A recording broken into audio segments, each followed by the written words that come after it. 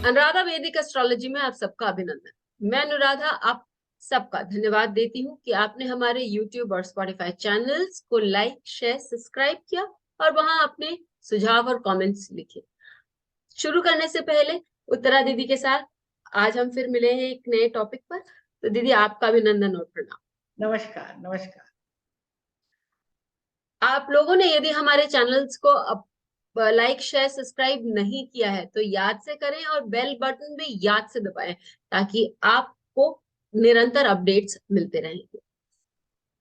तो दीदी आज हम आपसे किस टॉपिक पर सीखेंगे? सीखना क्या है, हम लोग एक्सपीरियंस शेयर करेंगे। अब हम लोग अनुभवी हो गए हैं, बहुत सारी कुंडलियां देखते रहते हैं। तो आजकल जो है वर्तमान दशा समय में एक तो दो तरह की समस्याएं आ रही हैं वैवाहिक जीवन को लेकर। एक जी तो डेट मैरिजेस हो रही हैं, उसके बाद दूसरी बात ये होती है कि वो अपने स्टाइल में, अपने रहन सहन में सब जेंट्स और लेडीज स्टबर्न हो जाते हैं, रिजिड हो जाते हैं, हैबिट्स चेंज नहीं होती हैं। तो शादी के बाद उनको एक तो आपस में एडजस्ट करने में बड़ी मुश्किल होती है पति पत्नी के साथ, क्योंकि वो आजाद रहने वाले आदि रहते हैं, कोई रिस्पॉन्सिबिलिटी नहीं चाहते। तो अक्सर वैवाहिक जीवन टूटते रहते हैं फर्स्ट मैरिज के बाद, बहुत बार देखा गया है। तो फिर अब सेकंड मैरिज के लिए ऑफर्स आते हैं कि हम सेकंड मैरिज करना चाहते हैं, हम अकेले नहीं रहना चाहते हैं। जब वो अकेले रहते हैं तो उनको महसूस होता है कि आगे क्या होगा, हमारा बुढ़ापे में कौन सहारा बनेगा, या हम अकेले रह जाएंगे। तो वो कहते हैं कि हमारी दूसरी शादी के योग हैं या नहीं अक्सर। और वो भी शादी तो है लेकिन वैवाहिक सुख है कि नहीं, क्योंकि शादी होना एक अलग बात है, उसके बाद फैमिली लाइफ सेकेंड मैरिज के बाद भी अच्छी तरह से लीड करना एक और परेशानी भरा सबब बन गया है। तो सबसे पहले तो हम ये जानना चाहते हैं कि एक से अधिक विवाह के योग किस प्रकार बनते हैं, और क्या ये गारंटी है कि सेकेंड मैरिज होगी, या फिर सेकेंड मैरिज होने के बाद आपका वैवाहिक जीवन सुखद रहेगा। कईयों के साथ बहुत ट्रेजेडी भी हुई है। तो इस संबंध में हमारे शास्त्रों में भी बहुत कुछ लिखा हुआ है, लेकिन हम उसमें ना जाकर केवल हम कृष्णमूर्ति जी के बेस पर, क्योंकि आप लोग जानते हैं मैं कृष्णमूर्ति जी मेरी कमजोरी है, तो उन्होंने जो हमें नियम बताए हैं उनके बारे में मैं आप लोगों को कुछ बातचीत करना चाहूँ। तो सबसे पहले जो है, तुम कुछ पूछना चाहती हो तो पूछो। नहीं नहीं, मैं भी सीखना चाहूंगी। तो सबसे पहले कृष्णमूर्ति जी ने सीधे, उन्होंने हमेशा ये कहा है कि बुद्ध जो है वो द्विस्वभावक ग्रह है। दो तरह का उसका स्वभाव रहता है, डुअल नेचर उसको कहा गया है। और इसकी दोनों राशियां, मतलब मिथुन और कन्या, ये भी डुअल नेचर की हैं। और साथ ही गुरु की जो दोनों राशियां हैं, धनु और मीन, तो द्विस्वभावक राशियां और बुद्ध जो हैं ये मिलकर जो है एक से अधिक विवाह कराने में मदद करते हैं। सबसे पहला तो ये थंब नियम ये है उनका, कि ये जो है अक्सर हम इनको देखते हैं। दूसरा बात है कि एक से अधिक विवाह संभव है यदि सेवेंथ हाउस का सबलॉर्ड मरकरी हो, बुध हो, नंबर 1, वहां का सबलॉर्ड बुध हो। नंबर 2, यदि कोई भी अन्य ग्रह सेवेंथ हाउस का सबलॉर्ड होता है, जरूरी नहीं है कि बुध हो, हमेशा बुध नहीं होता है, तो वो जो है बुध से किसी न किसी तरीके से किसी भी रूप में जुड़ा हुआ हो, कनेक्शन होना चाहिए। वो दृष्टि संबंध हो, चाहे उसके नक्षत्र में हो, चाहे उसके सब में हो, किसी भी तरह से, है ना, या बुद्ध द्वारा दृष्ट हो, उसकी राशि में हो। या राशि परिवर्तन हो उनका आपस में, कुछ भी किसी भी तरह का कनेक्शन पॉसिबल। या फिर सप्तम भाव का सबलॉर्ड पुनः ही किसी द्विस्वभावक राशि में हो, खुद ही कोई भी ग्रह हो एनी। उसके बाद सप्तम भाव का उपस्वामी जिस ग्रह के नक्षत्र में हो, कभी कभी वो खुद भी नहीं है लेकिन वो जिस ग्रह के नक्षत्र में है, उस ग्रह को क्या स्वामी जो है वो द्विस्वभावक राशि में हो या बुध के साथ हो, यहां तक जाते हैं।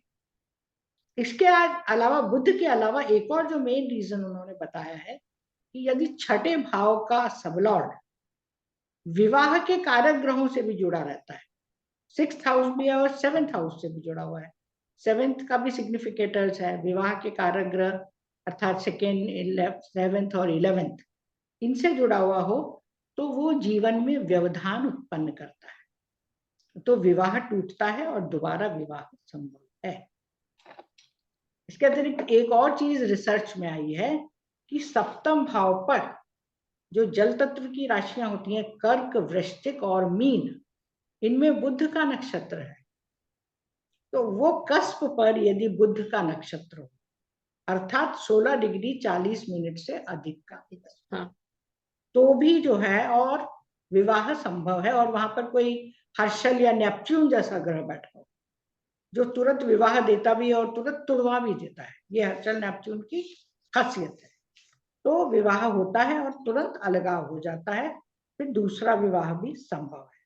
या फिर हर्षल 7th हाउस में भी बैठता है, तो वो भी लग्न को सप्तम भाव को देखता है। और यदि कोई शुभ ग्रह उसको नहीं देख रहा हो, विशेष रूप से गुरु जैसा या पंचम या एकादश भाव का स्वामी हो कोई, तो फिर अचानक विवाह भी करवा देता है और टूटने की संभावना भी बनती है।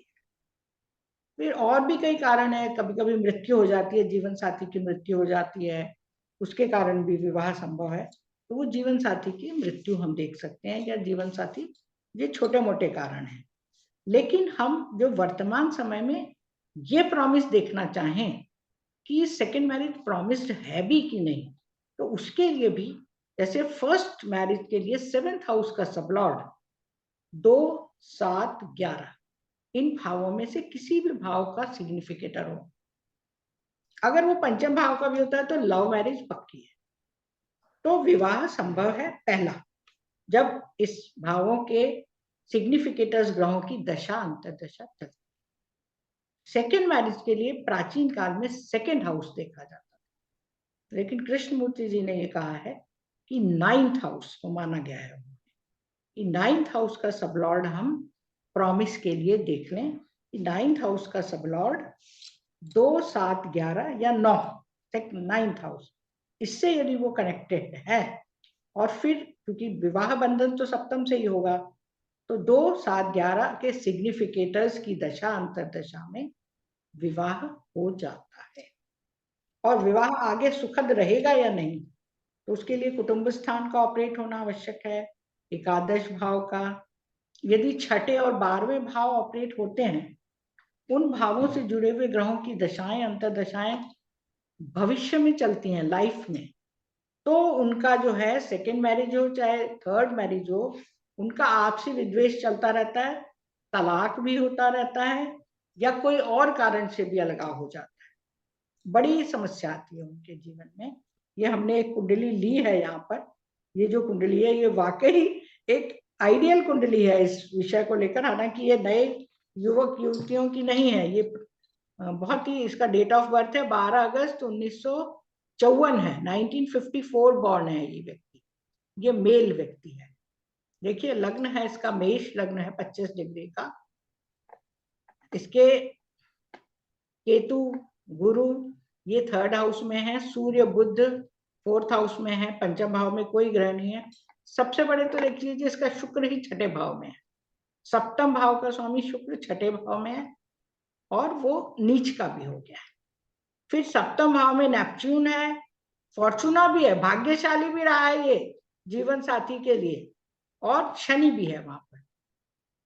इसके बाद राहु मंगल इसके 9th हाउस में है, चंद्रमा इसका 10th हाउस में है। इस व्यक्ति का, हम केपी पे जाने से पहले मैं आपको थोड़ा सा बता दूं कि इस व्यक्ति ने अपना पहला विवाह लव मैरिज की, ठीक है ना। तो अब हम जब इस चार्ट को देख रहे हैं तो इसका फर्स्ट जो मैरिज हुआ है ये लव मैरिज हुआ है, इसने अपनी पसंद से शादी करी, लेकिन और एक बच्चा भी हुआ इसके कुछ समय। फर्स्ट मैरिज जो है इसके लिए काफी भाग्यशाली रही, अच्छा रहा, लेकिन उसकी वाइफ जीवित नहीं रही, वो किसी गंभीर रोग से ग्रस्त हो गई।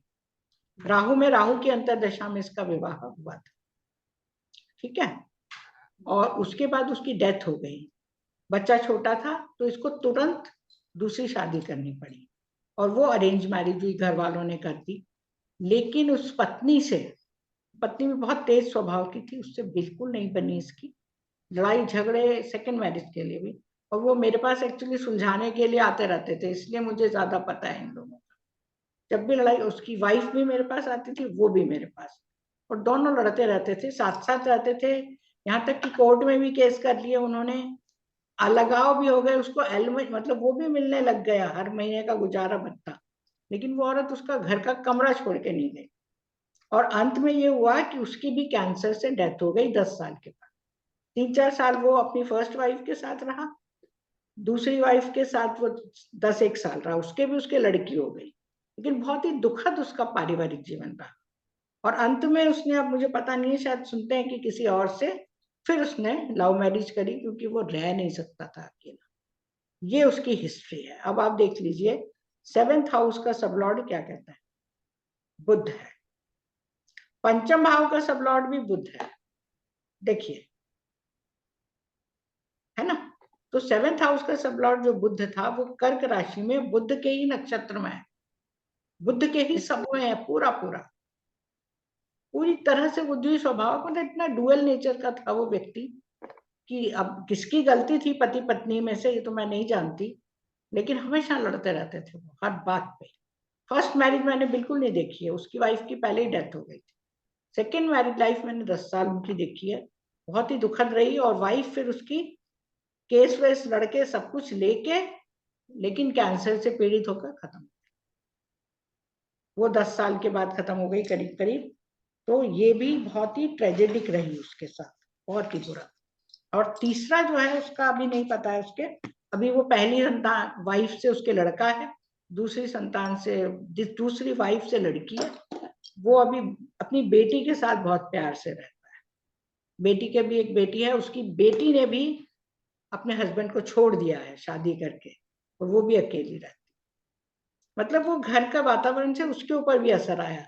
ये तो यंग जनरेशन की थी। तो हम देख रहे हैं कि मेष लग्न वाला एक तो व्यक्ति, एक तो वो हड़बड़ीबाज बहुत, लग्न का सबलॉर्ड भी बुध है ना, बहुत सारे भावों का उसका सबलॉर्ड, और चौथे भाव का सबलॉर्ड मंगल, जो घर में कलेश करे। और वो सबलॉर्ड अष्टम भाव का भी है, अष्टम भाव का भी सबलॉर्ड है, भी और जुड़ा अष्टम हुआ भाव है। में हाँ चला गया है। और हाँ। इसके इतने एक्सीडेंट हुए हैं, इसकी बीवी इसकी सेवा कर करके परेशान हो जाती थी, मतलब आगे हो, कितनी रैश ड्राइविंग ये करता था कि कभी टांग तोड़वा रहा है, कभी क्या तोड़वा रहा है, कभी क्या तोड़वा रहा है, प्लास्टर पटक के घर में पड़ा हुआ। तो इस तरह से भी वो दुखी रहती थी, और फिर वो रौब झाड़ता रहता था उसके ऊपर। मतलब ये इनका पारिवारिक दुखद जीवन था।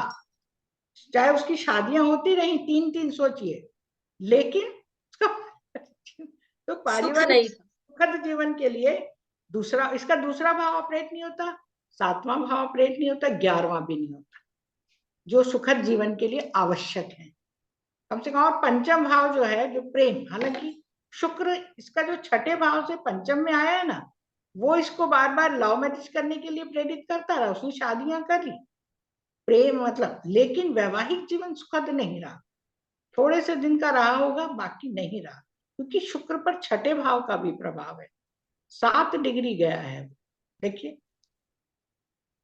और शनि तुला का है, छठे भाव का भी सब लॉर्ड है, जो 7वें भाव को भी प्रभावित कर रहा है।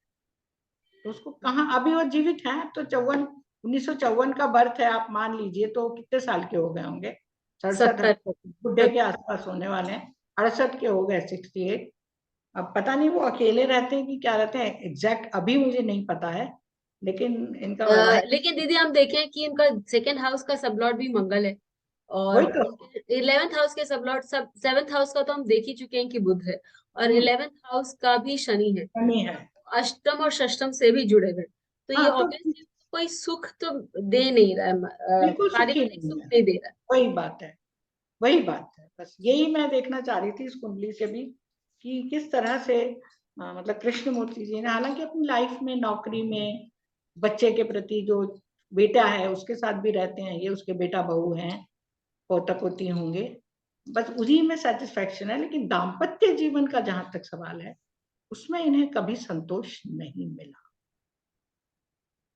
तो जीवन में बहुत सारे क्षेत्र होते हैं, दाम्पत्य जीवन भी एक क्षेत्र है। हमने देखा कि उनको अपने बाकी क्षेत्रों से जीवन में बहुत कुछ मिला, लेकिन यदि आपको दाम्पत्य जीवन से सुख देखना हो, तो जिस तरह से दीदी ने बताया है कि एक से अधिक मैरिज में भी यदि सुख मिले, वो कैसे मिल सकता है, वो भी आप देख सकते हैं। तो थैंक यू सो मच दीदी, इस हमारे साथ ये बहुत सुंदर सा एक एक्सप्लेनेशन के लिए। बहुत बहुत धन्यवाद। थैंक यू, फिर धन्यवाद। आप लोगों ने वीडियो देखा, सुना, इसका बेल बहुत आइकन बहुत को दबाएं ताकि आपको वीडियोस की अपडेट मिलती रहे। हमारे वीडियोस को लाइक करें, शेयर करें, उन पर कमेंट करें और हमारे चैनल को सब्सक्राइब करना न भूलें।